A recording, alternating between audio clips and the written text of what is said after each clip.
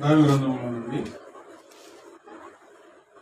పేతురు రాసిన మొదటి పత్రిక 4వ అధ్యాయం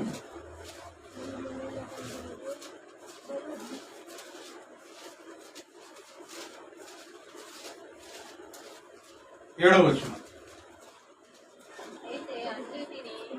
అయితే అన్నిటి అంతము సమీపమై ఉన్నది. అయితే అన్నిటి అంతం సమీపమై ఉన్నది. ప్రతి వస్తువుకి ప్రారంభం ఉంటుంది, ముగింపు కూడా ఉంటుంది. మనిషికి పుట్టుక ఎలాగో మరణం ఎలాగో ప్రతి వస్తువుకు కూడా పుట్టుక ఉంటుంది, మరణం కూడా ఉంటుంది. ఇప్పటికీ మీ ఇంట్లో ఉన్న వస్తువుల్లో చాలా వస్తువులు మీరు కొని తెచ్చుకొని తర్వాత పారేయలేదా? అలాగే ఉన్నాయా?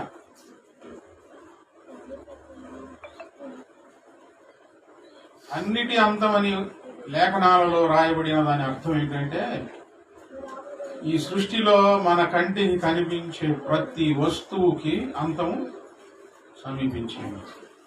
ప్రతి దానికి సూర్యుడు, చంద్రుడు, నక్షత్రాలు, భూమి, ఆకాశము, నదులు, సముద్రాలు, పర్వతాలు, కొండలు అన్నిటికీ ముగింపు ఉన్నది. ఈ మాట యేసు ప్రభు వారిని నమ్మని వారు కూడా చెప్తూ ఉంటారు, కొంచెం మంచిగా ఆలోచించుకునేవారు. ఈ మధ్య ఒక అతను గాలిలో ఎగిరే స్ఫోటలు వచ్చినాయి చూసావా అని ఒక ఆయనకి చూపించారు. చూపిస్తే చూసి మామూలు ఏమనుకుంటారు, గాలిలో ఎగిరే స్ఫోటలు, కార్లు, వాటిని చూసి ఏమనుకుంటారు? ఏమంటారు? ఆహా భలే ఉంది అంటారు, అంతేనా? ఆయన అన్నాడంట, కాలం దగ్గర పడింది అందుకే ఇట్లాంటివి వచ్చినాయి అని అన్నాడు. టైం దగ్గర పడింది, పోయే కాలం వచ్చింది. పోయే కాలం వచ్చింది అనే మాట నాకు ఊహ వచ్చినప్పటి నుంచి వింటా ఉన్నాను. అప్పటి నుంచి పోయే కాలం వచ్చింది, పోయే కాలం వచ్చింది అనే మాట ప్రజలలో నానుడి ఉంది. ఇప్పుడు కాదు, ఈ భూమికి, ఈ సృష్టి అంతటికి అంత ఉన్నదని వేల సంవత్సరాల నుంచి దేవుడు దైవ గ్రంథంలో ప్రవక్తల ద్వారా చెప్పిస్తూ వచ్చాడు, రాయించి ఉంచాడు. దేవుడే ఈ విషయాన్ని చెబుతూ వస్తున్నాడు. ఎవరికి చెబుతున్నాడు? మనుషులకు. ఏ విషయం చెప్తున్నాడు దేవుడు? అన్నిటికీ అంతము దగ్గర పడింది, టైం దగ్గర పడింది అని దేవుడు చెప్పిస్తూ వస్తున్నాడు. దేవుడు మనుషులకు చెప్తా ఉన్నాడు ఈ సంగతి. మనుషులకు ఎందుకు చెప్పిస్తున్నాడు? ఆహా సరేలే అనుకోవడానికా? ఏముందిలే అనుకోవడానికా?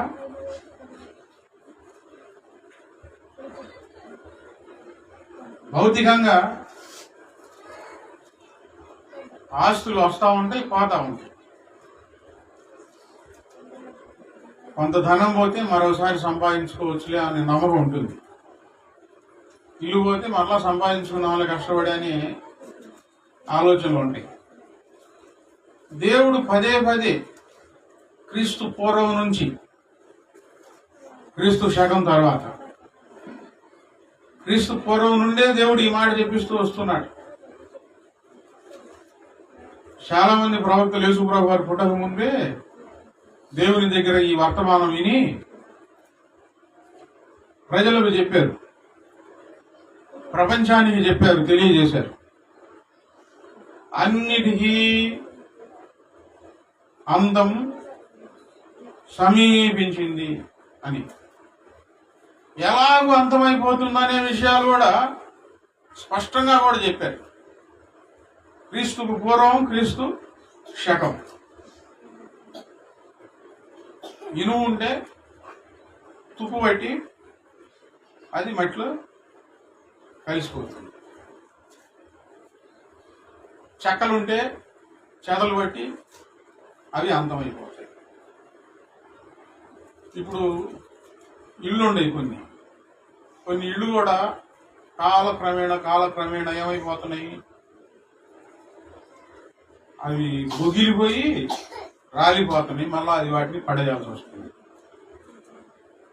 ఈ ప్రపంచం అంతా ఎట్లా అంతమైపోతుంది అనే విషయాన్ని దేవుడు రాయించాడు. పాత నిబంధనలో ఆ సంగతి ఉన్నది, క్రొత్త నిబంధనలో కూడా ఉంది. బైబిల్ రోజు ధ్యానంతో చదివితే ఈ సంగతులు అర్థమవుతాయి. మనసు పెట్టి బైబిల్ చదివితే ఈ విషయాలు అర్థమవుతాయి. అర్థమైతే అప్పుడు మనం ఏం చేయాలనే సంగతి కూడా మనకి వంటపడుతుంది బాగా అర్థమైతే. పాత నిబంధన గ్రంథంలో ఆయన ప్రచండ కోపంతో బయలుదేరి నడవబోతున్నాడు. భూమి ఆకాశాలు రగులుకొని తీసివేయబడతాయి అని వ్రాయబడి ఉంది. క్రొత్త నిబంధనలో మిక్కుటమైన వేండ్రముతో ఈ పంచభూతాలు లయమైపోయే రోజు ఉన్నది అని వ్రాయబడి ఉంది. 2 వాక్యాలు చూపిస్తాను. మీకా గ్రంథం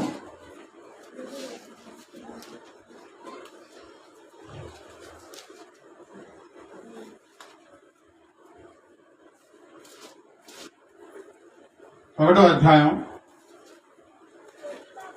3వ వచనంలో, ఇది పాత నిబంధనలు. ఇదిగో యెహోవా తన స్థలం విడిచి బయలుదేరుతున్నాడు. ఆయన దిగి భూమి యొక్క ఉన్నత స్థలముల మీద నడవబోతున్నాడు.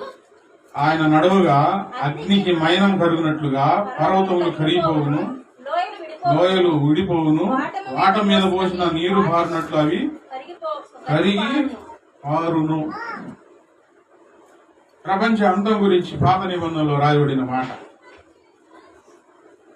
అగ్నికి మైనం కరిగినట్లు పర్వతాలు కరిగిపోతాయి, లోయలు విడిపోతాయి. క్రొత్త నిబంధనలో పేతురు రాసిన పత్రిక 2వ పత్రిక 3వ అధ్యాయం 10వ వచనంలో,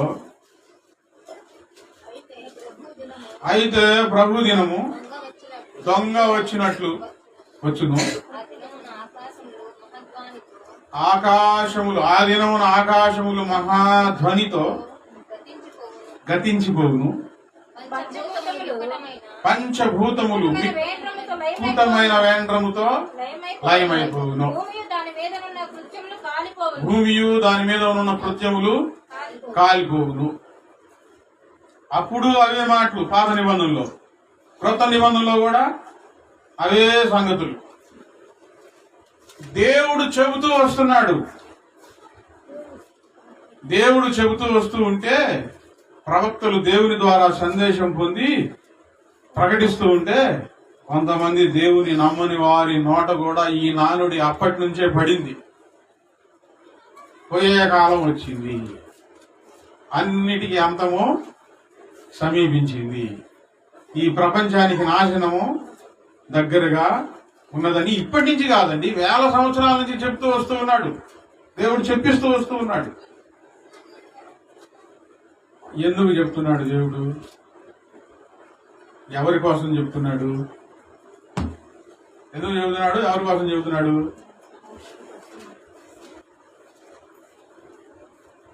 ఆస్తి పోతే ఆస్తి సంపాదించుకోవచ్చు, డబ్బులు పోతే డబ్బులు సంపాదించుకోవచ్చు. అసలు ప్రపంచమే లేకపోతే మనుగడ ఎక్కడ?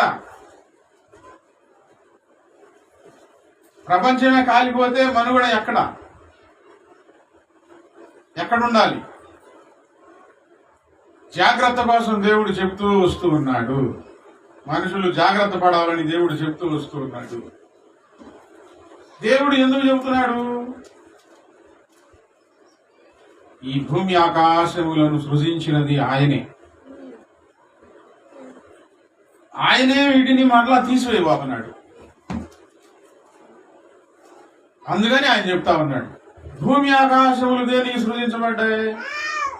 మనుషుల కోసమే, దేవుని మహిమ కోసమే. భూమి మీద ఈ మనుషులు చెడిపోయారు. వికృతమైన చేష్టలు, వికృతమైన పనులు, భయంకరమైన విషయాలు మనుషుల్లో జరుగుతూ ఉంటే వారి వలన ఈ భూలోకం చెడిపోయింది. చెడిపోయిన దాన్ని ఉంచుకుంటారా, తీసివేస్తారా? కాల్చివేస్తారు చెత్తనంతా.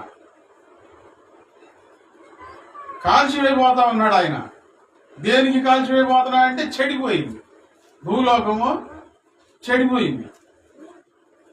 మనుషుల జీవితాలు భయంకరంగా ఉన్నాయి. వారి పనుల వలన ఈ లోకం చెడిపోయింది. అందుకని దేవుడు కాల్చివేయడానికి నిర్ణయించుకున్నాడు.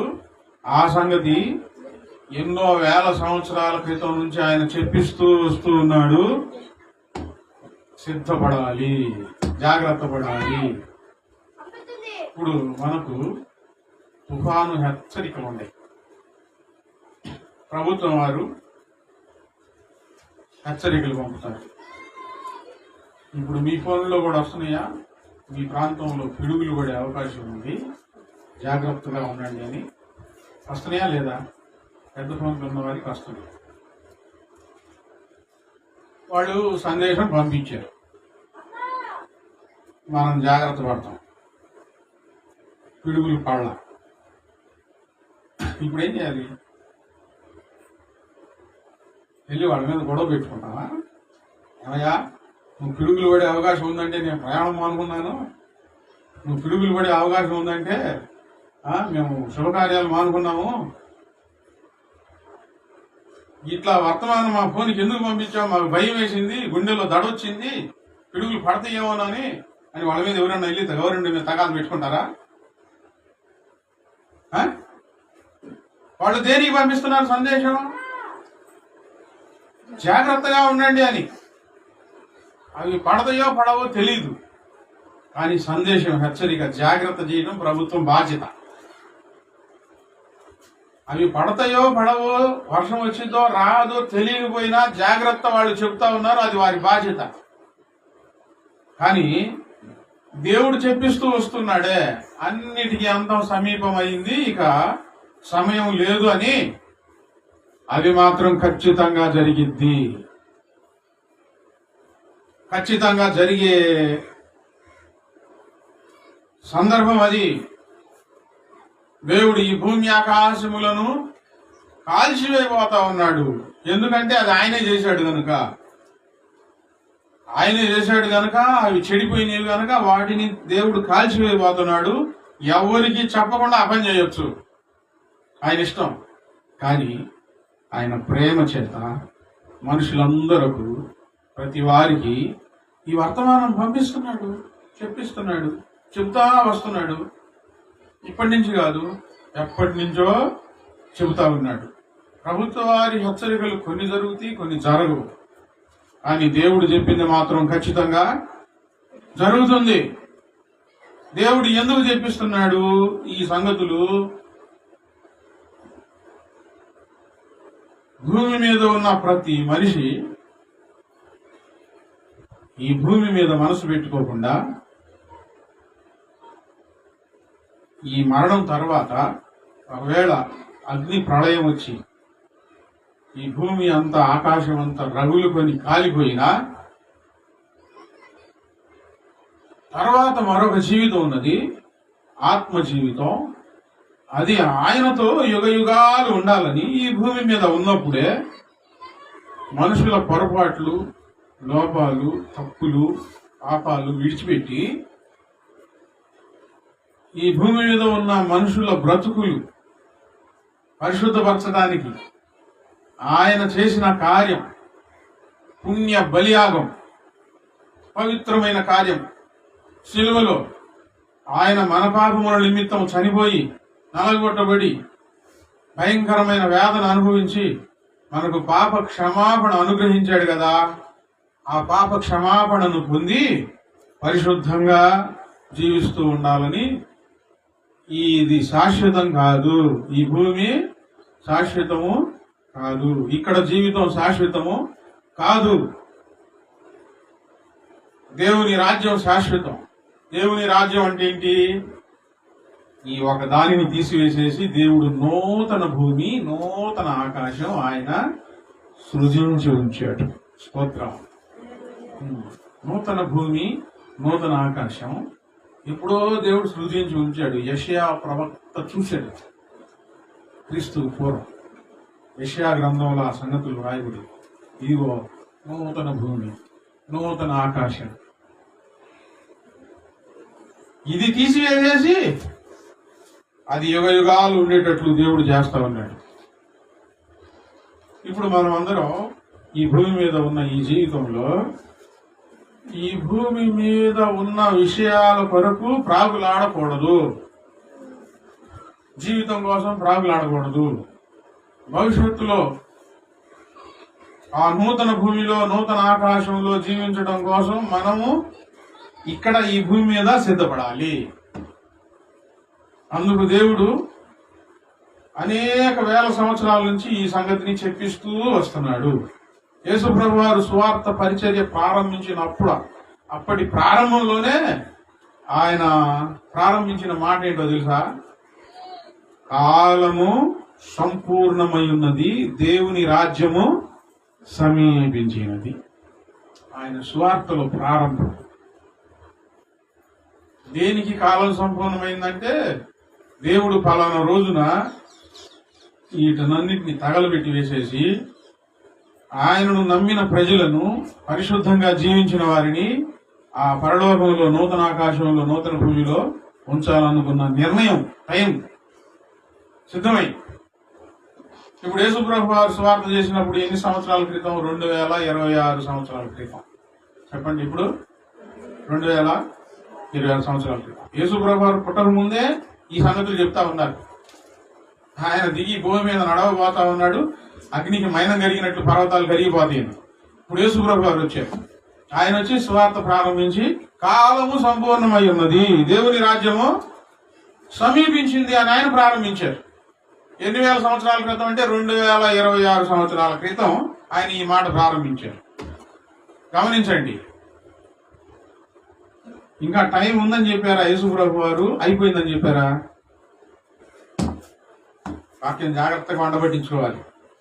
ఉందని చెప్పారా? అయిపోయిందని చెప్పారా? సంపూర్ణమైందని చెప్పారు. ఎప్పుడు చెప్పారు? యేసుప్రభు వారు ఎప్పుడు చెప్పారు?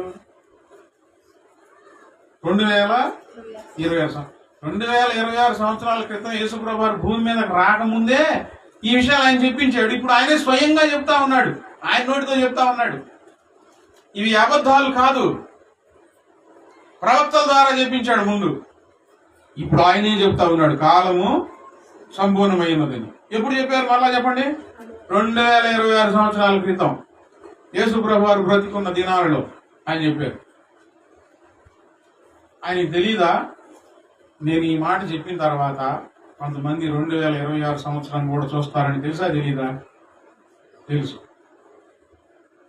ఇంకా టైం ఉందిలే, ఇంకా మనుషులు పుడతారు, పెరుగుతారు, పెళ్లిళ్ళు చేసుకుంటారు, ఇల్లు కట్టుకుంటారు, వ్యాపారాలు చేస్తారు, పిల్లల్ని కంటారు అని చెప్పలా. ఎందుకు చెప్పలేదు? ఇంకా టైం ఉందని ఎందుకు చెప్పలేదు యేసుప్రభు వారు? సరే, బయట వాళ్ళంటే యేసుప్రభు వారి మాటలు, బయట సంగతులు కొంతమంది గిట్టని వారు రకరకాల పేడ అర్థాలు తీసుకుంటారు. యేసుప్రభు వారు నమ్మిన మనం చాలా జాగ్రత్తగా ఆయన మాటలు ఆలోచించి చాలా సిద్ధపడాలి. ఎందుకు చెప్పలేదు ఆయన? ఏమైనా మనసులు తక్కిందా? ఎందుకు చెప్పలేదు? మళ్ళా చెప్తున్నాను, తుఫాను రాకముందే తుఫాను వచ్చిందని ప్రభుత్వం వారు హెచ్చరిస్తారు. ఎందుకు? అంతే, జాగ్రత్త పడతారని. ఇప్పుడు మన ఊర్లో నేను ఇక్కడికి రాకముందు ఆ చివరి ఇల్లు నాదే, అక్కడ ఉన్నాము. అప్పుడు నా దగ్గర 70 కూళ్ళు 70 150 కోడి దాకా పెంచా. ఎలా బాగుందని అనుకోని రీతిగా రాత్రి తుఫాన్ వచ్చింది. అది మోకాళ్ళలోతు, గిలకల్లోతు, మోకాళ్ళలోతు పోయి నడుము పై లోతు వచ్చేసేసింది. అప్పుడు మన ఊర్లో కూడా అనౌన్స్మెంట్ చేయించారు. ఆ కాలనీలో ఉన్నవాళ్ళు మొత్తం ఖాళీ చేసి ఈ దగ్గరికి రావాలని.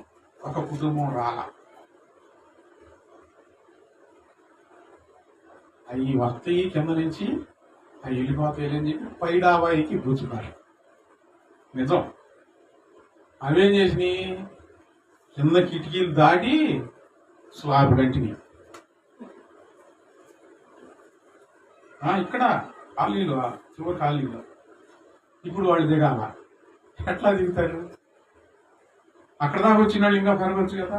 అప్పుడు పోలీసులు ప్లాస్టిక్ రబ్బర్ బోర్డు తీసుకొచ్చి, ఎంఆర్ఓ వాళ్ళు అందరూ వచ్చి, పోలీసులు అందరూ వచ్చి బోర్డు తీసుకొచ్చి కాళ్ళు చేసుకొని వెళ్ళి వాళ్ళని చిన్నగా దింపి బయటికి తీసుకొచ్చారు. మన ఊర్లో సంగతి అండి ఇది. మన ఊర్లో వరద వచ్చింది, బోట్లో మనుషులు తీసుకెళ్తారని ఎవరైనా ఎప్పుడైనా ఊహించి ఉంటారా?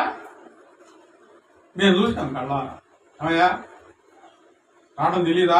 ప్రాణం అంటే మీకు లెక్కలేదా అని అరిసేది. ఆయన విన్నావు. ఏమైంది? మూర్ఖత్వం. ఏమైంది? ఏం కాదు. ఆయన కుటుంబంలో వాళ్ళు ఆయనతో పాటు. మూర్ఖత్వం అంటే వాళ్ళు బాధపడాలి, ఇంట్లో వాళ్ళు కూడా బాధపడాల్సిందే, ఎవరైనా సరే. ఇప్పుడు నీళ్ళు వచ్చిన తర్వాత ఇంకా పెరుగుతాయి. భయం లేదా? ఆ 2 వాగులు కలిసాయి. నేను సరదాగా పోయి చూస్తాను. ఆ 2 వాగులు కలిసినప్పుడు నేను ఒక ఆయన అడిగా, ఈ వాగులో ప్లాట్లు వేస్తున్నాయి ఏంది? డైరెక్ట్గా అడిగా. వరద వచ్చిందని తెలుసుగా, వరద వచ్చి ఎవరికి నష్టం అంటే, కొనుక్కున్నవాడు కొనుక్కుంటారు, వాళ్ళు అట్టే పడిపోయిద్ది అని అంటున్నాడు. రేపు మునిగితే నేను అక్కడ అమ్మించి వచ్చాను. అందుకే ఆ డబ్బులు ఇక్కడ అమ్మేసేసాను. కొంచెం బాకీ ఉంటాను.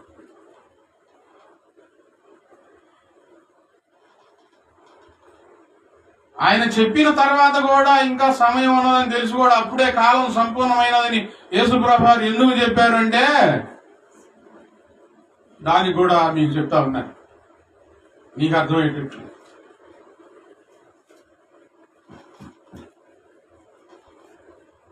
మారండి, మారండి, మారండి, మానుకోండి, అది మంచిది కాదు అని వాక్యం తెలిసిన వారికి ఎన్నిసార్లు చెప్పాల్సి వస్తుంది? చెప్పండి. మీరు పరీక్షించుకోండి. ఒక బలహీనతను జయించాలంటే బాధపడుతున్నారు, ప్రభువా ఈ బలహీనత నా నుంచి తీసేయాలని అనుకుంటున్నారు. మళ్ళీ అదే బలహీనత. ఎంత టైం పడుతుంది బలహీనత మానుకోవడానికి? ఎంత సమయం పడుతుంది? కొన్ని మానుకోవాల్సింది మానుకుంటున్నారా?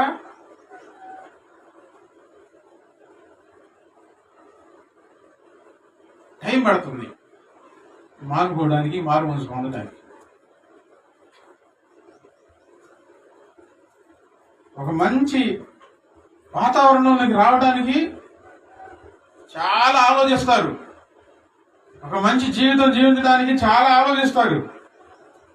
ఒక మంచి ప్రవర్తన అలవాటు చేసుకోవడానికి చాలా ఆలోచిస్తారు. అదే చెడ్డ ప్రవర్తన అయితే అసలు ఎవరు ఆలోచించాల్సిన పనే లేదు, ఎవరిని అడగాల్సిన పనే లేదు. దొంగతనంగా చాటున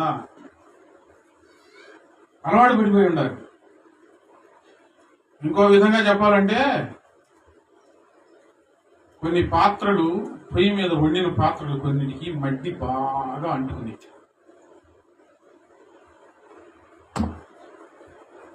ఇప్పుడు గ్యాస్ వచ్చింది. ఇంతకుముందు పొయ్యి మీద వండేవాళ్ళు.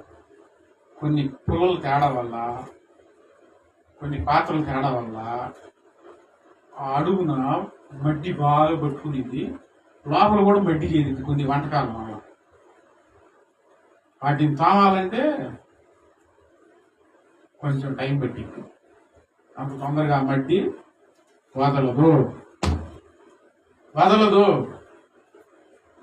లేట్ అయిద్ది. నీకెట్టా తెలుసు పాస్టర్ గారు? అంటే మా అమ్మ మా చేత తోయించింది అంటూ ఆ పేడ తీసుకురంటారా, ఆ బూడి తీసుకురంటారా, పేడ బూడిది కలిపి కామని మేము తోయి అయిపోయిన తర్వాత మళ్ళీ ఆ శుభ్రం చేసింది. ఎక్కువసేపు పట్టిద్ది. మనసుకు అంటిన మనసుకు అంటిన మలినం వదిలిపోవాలంటే అంత తేలిక కాదని ఆయనకి తెలిసి ఎప్పుడో ఆయన జాగ్రత్త చెప్పాడు, జాగ్రత్త పడండి, కాలం సంపూర్ణమైనది, దేవుని రాజ్యము సమీపమై ఉన్నదని. అంటే ఆయన ప్రేమ చేత అవకాశం పెంచాడు, టైం పెంచాడు. ఆయనే మారాలి, అందరూ పరలోక రాజ్యంలో చేరాలి, ఎవరు నరకానికి వెళ్ళకూడదు అని తెలుసు. ఇంకా టైం ఉందని, కానీ ముందే జాగ్రత్త చెప్పాడు యేసు ప్రభు వారు. ఈ మాటలను అబద్ధాలుగా తీసుకోకూడదు, మోసంగా తీసుకోకూడదు. ఆయన ప్రేమను అర్థం చేసుకోవాలి. జాగ్రత్త పడ్డాడు, మనల్ని జాగ్రత్త పడమని ఆయన హెచ్చరించాడు. 1000 సంవత్సరాల క్రితం నుంచి ఆయన హెచ్చరిస్తూ వస్తున్నాడు. ఏంటంటే ఈ ప్రపంచానికి అంతము ఉన్నది, నిజం జరిగిద్ది.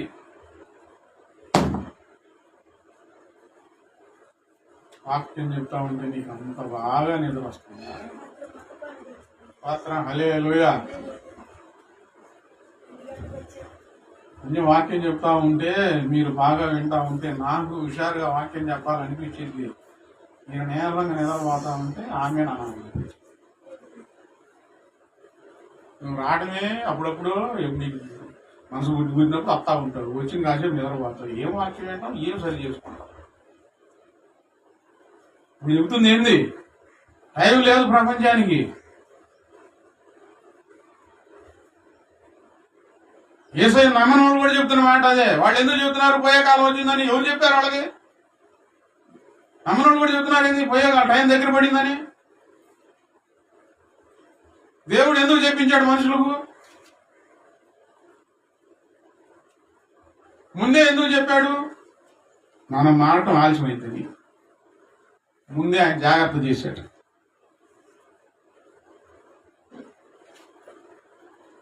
ఎక్కడో కరోనా మొదలైతే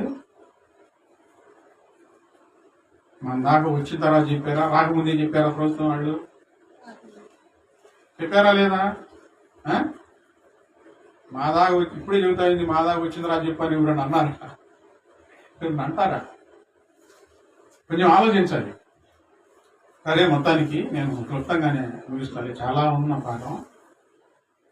ప్రపంచానికి అంతం ఉన్నదని దేవుడు ఎప్పటి నుంచో చెప్పిస్తున్నాడు. ఆయన కూడా వచ్చి చెప్పాడు, శరీరధారి అయి వచ్చి ఆయన చెప్పాడు. మొట్టమొదటి మాట, కాలము సంపూర్ణమైనది, దేవుని రాజ్యము సమీపించింది అని. ప్రభువు నమ్మిన మీరు, బాప్తిసం తీసుకున్న మీకు ఎంతమందికి నమ్మకం ఉంది? ఇంక టైం లేదు, ఇదంతా దేవుడు కాల్ చేయబోతున్నాడు. ఎంతమందికి నమ్మకం ఉంది? అర్థం కాయిందా? అర్థం కాలేదా? నమ్మకం ఉందా? ఇంకా 2-3 పాయింట్లు చెప్తా.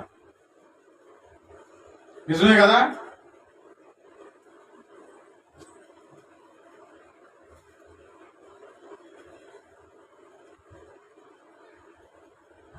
నిజమేగా? నమ్మారుగా? నిజం ఉండిద్దా? దేవుడు తీసివేస్తాడా, ఉంచుతాడా? ఈ ప్రపంచాన్ని కాల్చివేయబోతున్నాడా లేదా? నిజమేనా? 2020 సంవత్సరాల క్రితమే చెప్తే ఇప్పుడు టైం ఉందనా లేదా? నాకు ఇప్పుడు అర్థం ఉందా?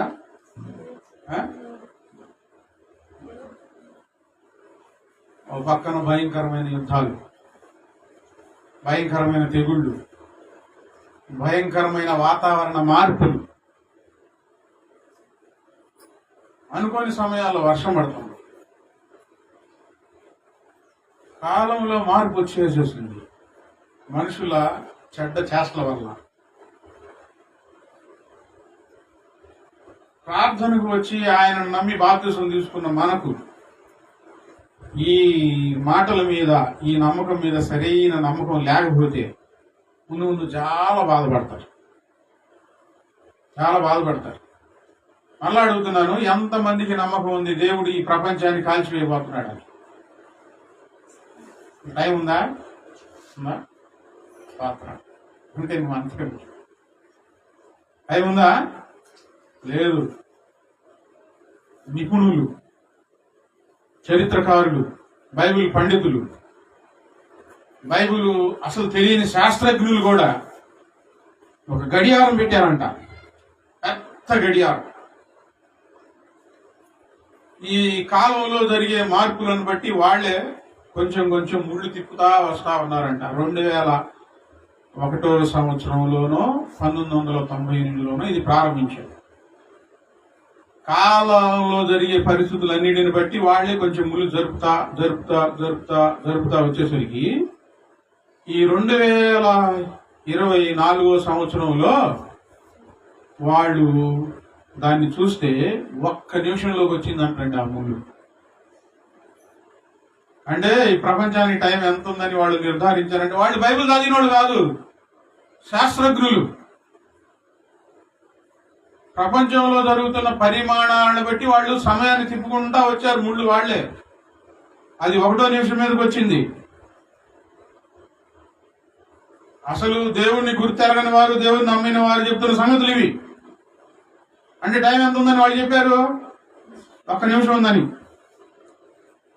వాళ్ళు నిర్ధారించారు. బైబుల్ నమ్మని వారే 1 నిమిషం ఈ ప్రపంచానికి టైం ఉంది కానీ వాళ్ళు నిర్ధారిస్తే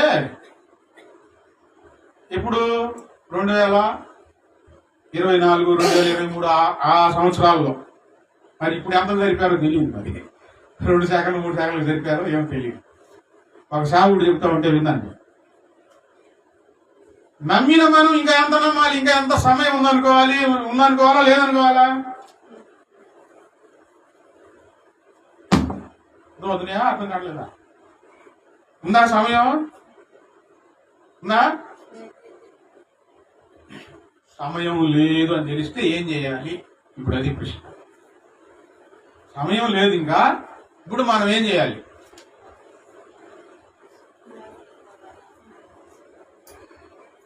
ఎంత సిద్ధపడాలో రెడీగా ఉండాలి. మనకంటే ముందు పుట్టి చనిపోయిన వారు ధన్యులు, భాగ్యవంతులు. ఈ శ్రమ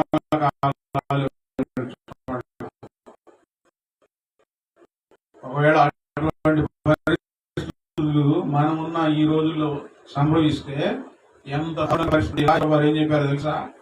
అటువంటి శ్రమ భూమి పుట్టినది మొదలుకొని సంభవించలేదు.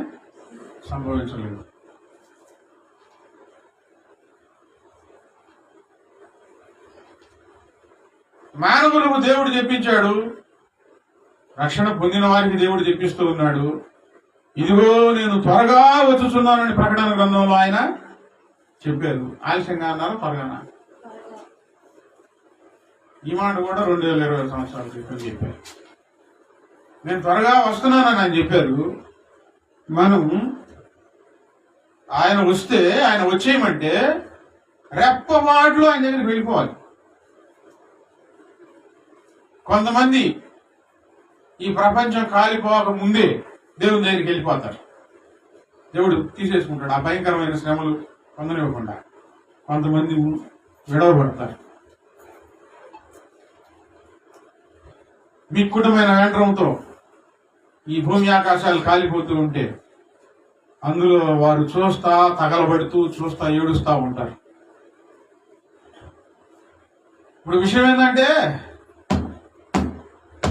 అందరికీ నమ్మకమేగా కాలిపోతుందని. కాలిపోబోయే ఈ ఇంట్లో మనం ఏం ప్రయత్నాలు చేయాలి? ఇప్పుడు ఒక వైపు నుంచి ఊరు తగలబడతా వస్తుందండి. మీరు ఖాళీ చేయండి, వెళ్ళిపోండి, ఊళ్ళో వద్దని చాటింపు పోయించారు. అప్పుడు ఏం చేయాలి? రాని చూద్దాం అంటారా?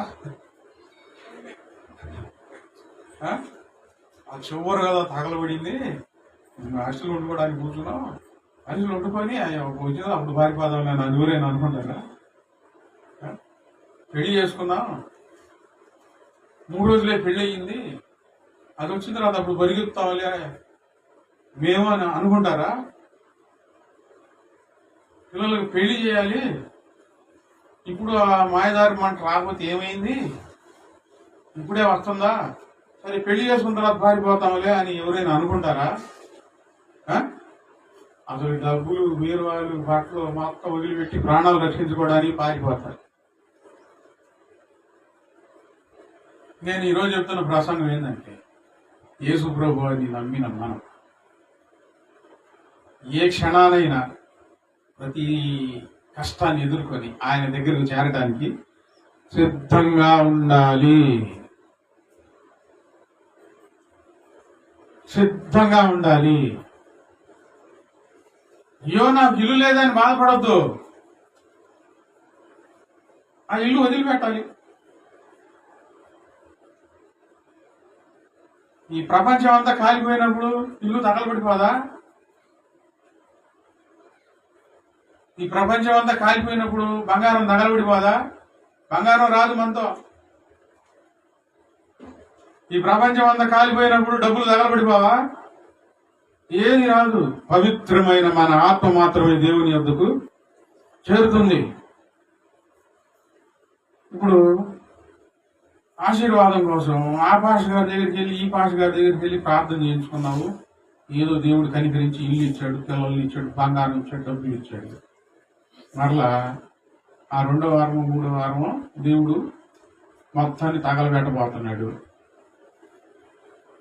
ఏమైనా వస్తాయా మనతో? ఉంటాయా? ఏది రాదు.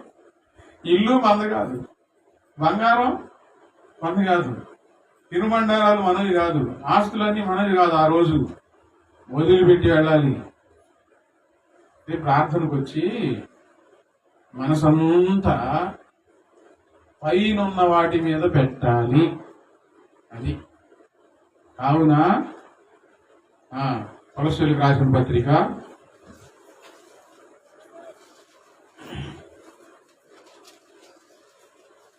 3వ అధ్యాయం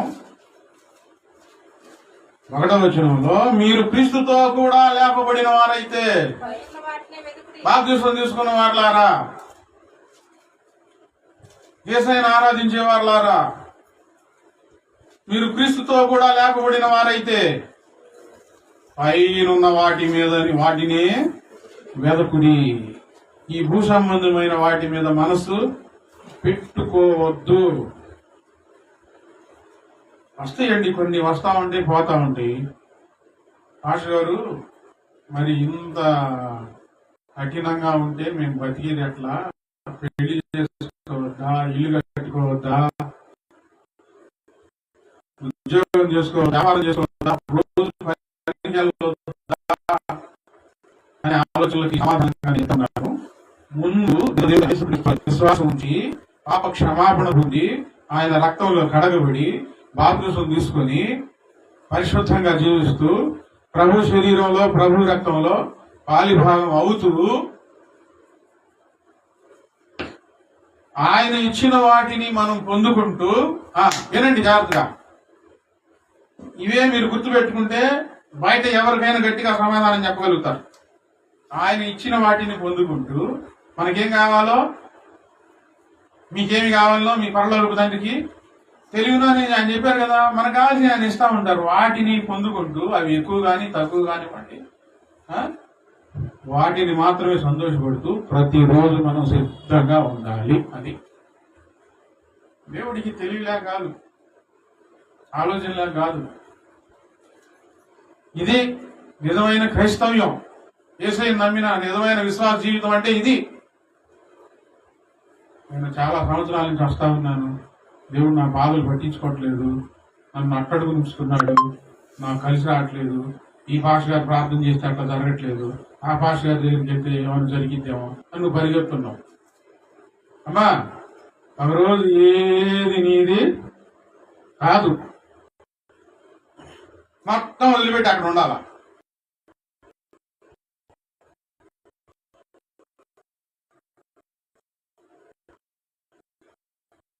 ప్రస్తుతం మనకి ఎవరిచ్చినవి దేవుడు మనకి,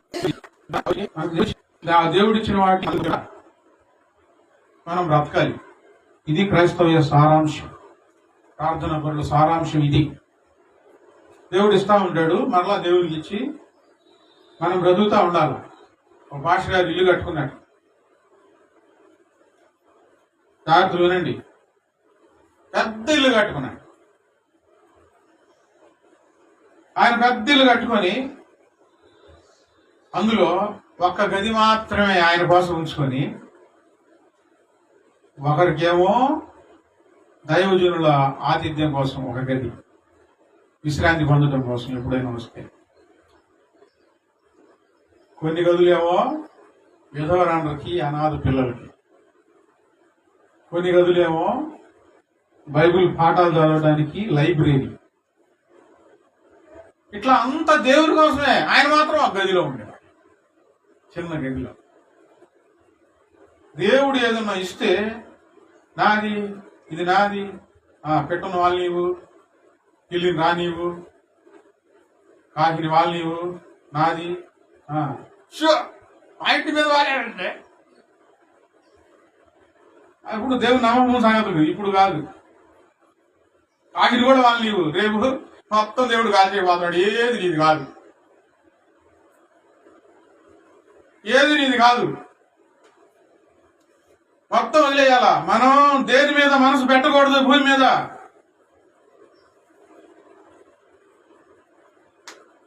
ఏం చెప్తున్నానంటే, మనం ప్రార్థన చేస్తే నీ కార్యాలు జరుగుతాయి, భయపడబాగా. పిల్లవాడు పడతాడు, ఆడపిల్ల పుట్టింది, మగ పిల్లవాడు పడతాడు, నీ ఇంట్లో బాగా సమృద్ధి వచ్చింది.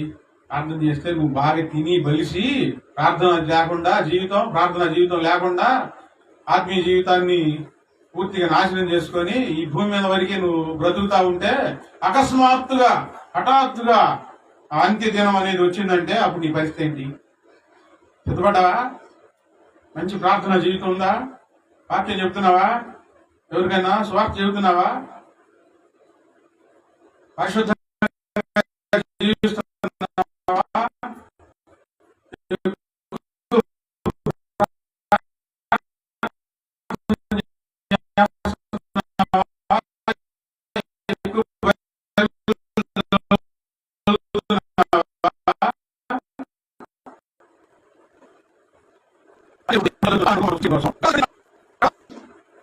కాలు ఇట్లా వేస్తే మొత్తం కావాలి బూడిదైపోతుంది, ఏమి మిగలదు. కుమారుడైన యేసుక్రీస్తు వారు, తండ్రి క్షమించయ్యా, కొంచెం సమయం ఇయ్యా, కొంచెం సమయం ఇయ్యని ఆయన మనందరి కోసం విజ్ఞాపన చేస్తా ఉన్నారంటండి అక్కడ. అందుకని ఈ ప్రపంచానికి అంతం రావట్లే, ఆయన ఓర్చుకుంటున్నాడు. చాలా రోజుల నుంచి చెప్తున్నారు, సంవత్సరాల నుంచి. అంతా బూటకం, దేవుడు రాడు, ఏమి రాడు, రెండో రాకడ లేదు, ఏమి లేదు అనేవారికి ఏం సమాధానం అంటే, ఆయన ఓర్చుకుంటున్నాడు. గడప దగ్గర ఉన్నాడు ఆయన. ఒక అడుగు అలా వేస్తే ఏమవుతుంది? ప్రపంచం మొత్తం కాలిపోతుంది. అప్పుడు ఏమి ఉండవు. పరిశుద్ధమైన మన ఆత్మ జీవితం మాత్రమే ఆయన ఎదుట నిలవబడుతుందండి. స్తోత్రం, హల్లెలూయా. ఎవరైనా ప్రార్థనకి వెళ్తున్నారా? దేవుడు ఏం చేశాడు, నీకేం కలిసి వచ్చింది అని అడిగితే, ఆకలి కలిసి రావడం సంగతి తర్వాత మొత్తాన్ని కాల్ చేయబోతున్నాడు, నీ ఇల్లు కాలిపోయింది, నా ఇల్లు కాలిపోయింది అని చెప్పండి. నిజం నిజం చెప్పాలి, చెప్పాలి.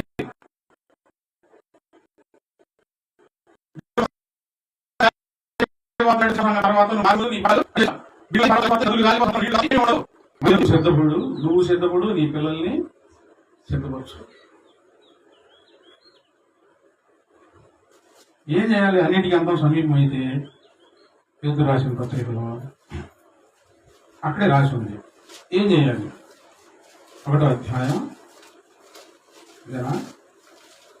4వ అధ్యాయం 7వ వచనంలో, కాగా మీరు స్వస్థ బుద్ధి గలవారై ప్రార్థనలు చేయుటకు మెలుగుగా ఉండండి. ఏం చేయమన్నారండి అక్కడ? చెప్పండి. బైబిల్లో రాసిన సంగతి ఏం చేయమని రాసింది అక్కడ? స్వస్థ బుద్ధి గలవారై అంటే మంచి బుద్ధి గలవారై ప్రార్థనలు చేయుటకు మెలుగుగా ఉండండి. ఆ ప్రార్థన ఒక్కటే ఆ నాశనం నుంచి మనల్ని కాపాడుతుంది. అందుకే ఎక్కువ ప్రార్థన చేయాలి, కొంచెం ప్రార్థన కాదు. ప్రార్థన దేనికంటే నువ్వు నీ కుటుంబం రక్షించబడి ఆ నూతన ఆకాశంలో నూతన భూమిలో ఉండడం కోసం ప్రార్థన చేయాలి ఎక్కువగా. ఇప్పుడు నేను ఇక్కడ నెలల నుంచి కాదు, సంవత్సరాల నుంచి ఒక మాట చెబుతున్నాను ప్రతి వారం. ఏంటో చెప్పండి, అది చెప్పాలి. ఖాళీగా ఉంటే వచ్చి మందిరంలో ప్రార్థన చేయండి. ఎన్ని సంవత్సరాల నుంచి చెబుతున్నానండి? ఎన్ని సంవత్సరాల నుంచి చెబుతున్నాను? చెప్పడం నా బాధ్యత. మీరు చేశారో లేదో తర్వాత మీ మనసాక్షికి తెలుసు. ఇప్పుడు దేవుడు ప్రార్థన చేయమని బైబిల్లో రాయించి ఉంచాడా లేదా? మరి ప్రార్థన చేయాలా వద్దా? ప్రార్థన చేయాలా వద్దా? ప్రార్థన చేయలేని నీ ఆత్మీయ జీవితం పరలోకం ఎట్లా ఎగిరింది? ఖాళీగా ఉన్నప్పుడు వచ్చి ప్రార్థన చేయండి అమ్మా అని. చాలా మందిరాల్లో వాళ్ళు పనులు ముగించుకొని మందిరానికి వెళ్ళి ఎంతమంది ప్రార్థన చేస్తున్నారో చూడండి. ఇన్ని మందిరాల్లోనూ ప్రార్థనలు జరుగుతున్నాయా లేదా? చేస్తున్నారా లేదా? ఆ చర్చిలో అయితే మేము ప్రార్థన చేస్తాం, నీ దగ్గర చేయమనుకుంటాం. అట్లా ఉంటుంది కదా. నువ్వు ప్రార్థన చేయకపోతే నువ్వు ఎట్లా రక్షించబడతావు? నీ పిల్లలు, నీ కుటుంబం ఎట్లా రక్షించబడిద్ది? సంఘంలో ఉద్యోగం ఎలా వచ్చింది? నా మాట మీద ఎప్పుడంటే ఎప్పుడు తిట్లు తిని దెబ్బలు తిని వచ్చి ప్రార్థన చేస్తున్నారు పేట పిల్లలు. నాకు చాలా సంతోషం ఉంటుంది. ఏమి సాకులు లేవు. మేము ఆదివారం సాయంత్రం కూడా ఖాళీ ఉండకుండా ఈ వారం అంతా చేసిన పరిచర్య కోసం అక్కడికి వెళ్ళి ప్రార్థన చేస్తున్నాం మేమందరం. ఎవరైనా పాలిభాగం అయితే మంచిది, బండిలో రావచ్చు, ప్రార్థన చేయవచ్చు. ఇది నేను నిర్ణయించుకున్నది కాదు, దేవుడు చెప్పాడు కాబట్టి మేము ప్రార్థన చేస్తాం. ప్రార్థన చేయడం తప్ప ఆదివారం రావడం ఎక్కువలే అనుకున్నాం అనుకో. సైతాన్లో మొదటి రకం సైతాన్వి. అర్థమైందా? ఇక్కడ దేవుడు కూర్చున్నా కూడా నేను చెప్తా ఉన్నాను. ఇప్పుడు ఈ మాటలు ఏంది తెలీదు, నిజాలు చేయడానికి ఉంటాయి. భవిష్యత్తు దగ్గర నిలవాలంటే చేయబడాలి. ఇప్పుడు ఆ మాట రాకపోతే నేను ఎందుకు అంటానండి? ఇప్పుడు నేను డబ్బుల కోసం సేవ చేయట్లేదు కదా. డబ్బుల కోసం సేవ చేసిన వాళ్ళు మాయ మాటలు చెబుతారు. ఎన్ని రకాల తంత్రాలైనా చేస్తారు, అవి తీయగా ఉంటాయి. మీ మనస్సాక్షి మీరు చెప్పండి, మీరు ప్రార్థన ఎంత చేస్తున్నారు సరే, ఆదివారం రావడం ఎక్కువ అంటే అసలు బాప్తిసం ఎందుకు తీసుకున్నా? అందుకే అంటున్నా నేను, సైతాన్లో మొదటి రకం సైతాను.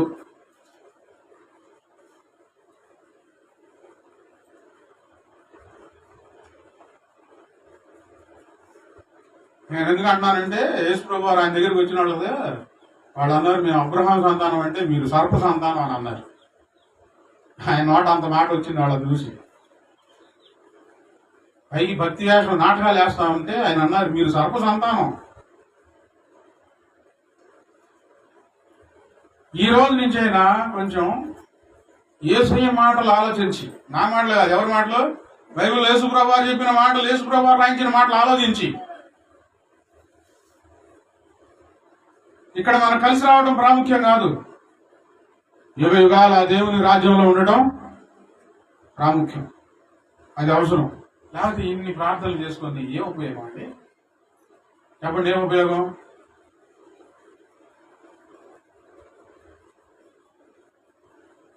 నీకు వీలు కుదిరినప్పుడల్లా ఎక్కడ ఉండాలని మనసు తప్పించాలి? చెప్పండి, ఎక్కడ ఉండాలని మనసు తప్పించాలి? ఎక్కడ? దేవుని పాదాల దగ్గర ఉండాలి. మందిరంలో ప్రార్థన చేస్తే అంత ఆశీర్వాదమో. లేదు మందిరానికి రావడానికి కుదరలేదంటే గంట తరబడి మోకాళ్ళ మీద ఉండు. సరే, ఇంట్లో అని ఉంటున్నావు ప్రార్థన? చెప్పండి, ఇంట్లో ఎంతమంది ప్రార్థన చేసుకుంటున్నారు?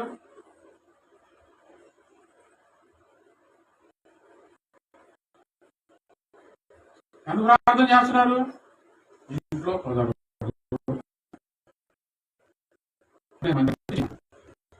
మోకాళ్ళ మీద ఉండడం వల్లే అది టీవీ వాళ్ళు వచ్చి మళ్ళీ అంటారు, వాళ్ళు వచ్చి అన్నం కట్టమంటారు, వాళ్ళు వచ్చి ఆ పని చేయని అంటారు. ఎవరు ప్రార్థన చేస్తావు? ఇంకా ప్రశాంతంగా నేను మందిరానికి వెళ్తున్నాను, నన్ను గడికి వెళ్తూ ఇంటికాడ పడేసేసి వచ్చి ప్రార్థనలో ఉండు, ప్రార్థన చేసుకో, తృప్తిగా ఆ రోజు తృప్తి చెందిన తర్వాత ఇంటికి వెళ్ళు. ఎంత ధైర్యంగా ఉండిందో చూడండి. నా కోసం చెప్పట్లేదండి ప్రార్థన చేయండి, ప్రార్థన చేసుకోండి, ప్రార్థన చేసుకోండి, నా కోసం చెప్పట్లా. ప్రార్థన చేయకపోతే ప్రభువు దగ్గర నిలబడలేము. దేవుడు మమ్మల్ని చాలా దీవించాడు అని చెప్పుకునేవాడు ప్రార్థన లేకపోతే ప్రభువు దగ్గర నిలబడలేరు. ప్రార్థన కింద నిలవబడటానికి ఒకే ఒక్క ధైర్యం, ఒకే ఒక్క ఆయుధం ప్రార్థన. దేవుని దగ్గర ఎదుట నిలవబడటానికి శక్తి వస్తుంది మనకి. మనసు దేని మీద పెట్టవద్దు. కీర్తన గ్రంథం 42వ అధ్యాయంలో ఈ మాట చదువుకుందాం. ఒక్క మాట. కీర్తన 42 బడివి చూడండి. అసలు వాక్యం తీసి చదువుతుంది. 5వ తరగతి అంట. మన అనుమానం వచ్చి అడిగి 8వ తరగతి చదువుకున్న అమ్మాయి 5వ తరగతి అంట. ఆశ నేర్చుకుంటా ఉంటే దేవుడు నేర్పిస్తాడు. కీర్తన గ్రంథం 42వ అధ్యాయంలో దుప్పి నీటి వాగుల కొరకు ఆశపడినట్లు దేవా నీ కొరకు నా ప్రాణము ఆశపడుచున్నది, నా ప్రాణము దేవుని కొరకు తృష్ణగొనుచున్నది. ఉందా నీలో ఈ తపన? దేవుని కోసం దుప్పి నీటి వాగుల కోసం ఆశపడుతూ ఉండిద్దండి. ఎందుకంటే నీళ్లు తాగటానికి అన్ని జంతువులు ఆ నీళ్ల కుంటల దగ్గరికి వస్తాయని క్రూర మృగాలు కాచుకొని ఉంటాయి. అక్కడికి వెళ్ళి నీళ్లు తాగాలంటే చాలా కష్టం, చాలా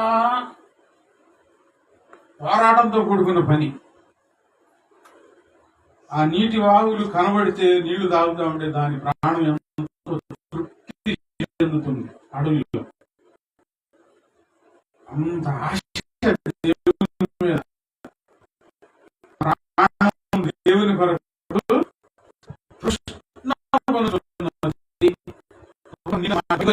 ఆయన మనసులో ఆశ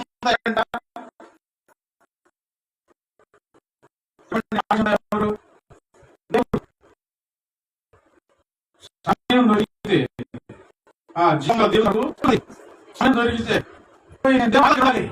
ప్రార్థన చేసుకోవాలి, దేవుణ్ణి ఆరాధించాలి. తప్పన ఒక మనిషి అంది, కొంచెం ఎట్లా ఈ వాక్యం చెప్తే ఆలస్యం అయిపోతే ఇంటికి వెళ్ళి ఎవరికో ఫోన్ చేసుకొని, ఈ పాస్టర్ ఇవాళ చాలాసేపు చేశాడు, వాక్యం చెప్పాడు, నువ్వు చాలాసార్లు ఫోన్ చేశాడు, సారీ అబ్బా అంటుంది. దరిద్రపు మనిషి. చర్చిల్లో అడుగు పెడతా ఉంటారు. మళ్ళీ భర్త కాదు, మందిరంలో ఉంది కానీ ప్రాణం ఎవరి కోసం తప్పిస్తోంది? మందిరానికి వచ్చేటప్పుడు అంట తాబేలాగా వస్తారంట. మందిరం వదిలిపెడితే చిరుత పులులాగా వెళ్ళిపోతారంట ఇంటికి. ఎప్పుడు వదిలిపెడతాడు అని. ఈ మనసు మార్చుకోవాలి, ఈ మనసు రావాలి. దేవా నీ వరకు నా ప్రాణము తృష్ణమని ఉన్నదయ్యా. దేవుని కోసం ఆశపడే వారి మనసు వేరుగా ఉంటుందండి. ఆ ఆలోచనలు వేరుగా ఉంటాయి.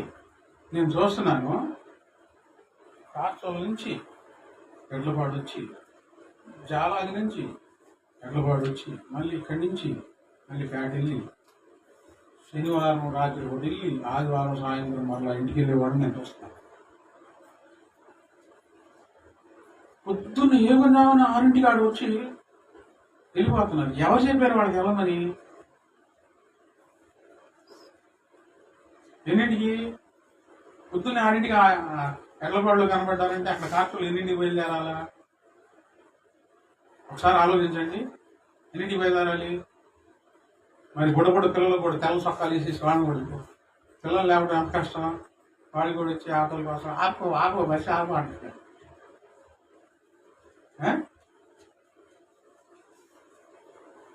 ఆశతో వెళ్తే చాలా సంతోషమే. ఆశ ఉండాలండి, దేవుని దగ్గర ఉండాలి, నేను ప్రార్థన చేసుకోవాలి అని ఆశ ఉండాలా. ఇక్కడ రోజు ప్రార్థన జరుగుతుంది, మా వీలైనంతసేపు ప్రార్థన చేస్తున్నాం. కొన్ని అత్యవసరమైన పనులుంటే నేను వెళ్తున్నాను, ఆ ప్రార్థనలు ఉంటాం. మందిరం కనబడాలా, జనాలు కనబడాలా రావాలంటే. లేకపోతే రోజు పప్పు సాంబార్ వండి పెడతా ఉండాలి రావాలంటే జనం. కొండలు తీసుకెళ్ళి తినడానికి.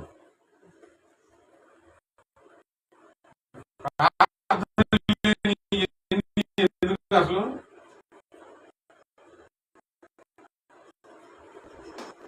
సృష్టి లేదు, నీ కళా చూసి బాగా చూసు అన్ని కాలిపోతుంటే అయ్యా వాప వాయాలి ఏడవాల్సి వచ్చింది.